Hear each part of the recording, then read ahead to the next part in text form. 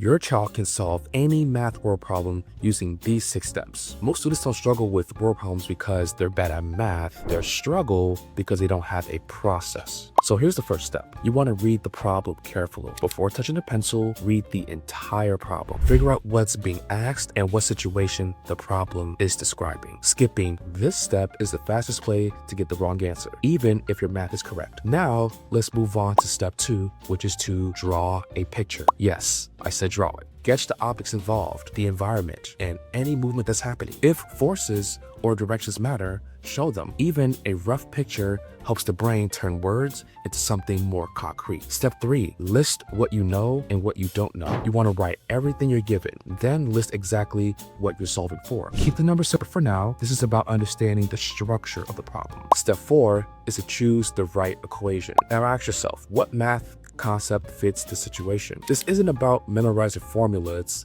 it's about recognizing patterns. The more problems you practice, the faster this step becomes. Step 5 is to solve symbolically first. Before plugging numbers, solve using variables, rearrange the equation, simplify, and cancel where possible. Only after that do you substitute your numbers, and always track your units. This reduces careless mistakes dramatically. And step 6 is to check your answers. So the questions you should be asking yourself is, do the units make sense? Is the number reasonable? Does the answer match the situation? If something feels off, then it probably is. If your child struggles with math word problems and needs a structured approach like this, book a free strategy call with me. I'll help you pinpoint exactly where your child is getting stuck and map out a clear plan forward. The link is in my bio.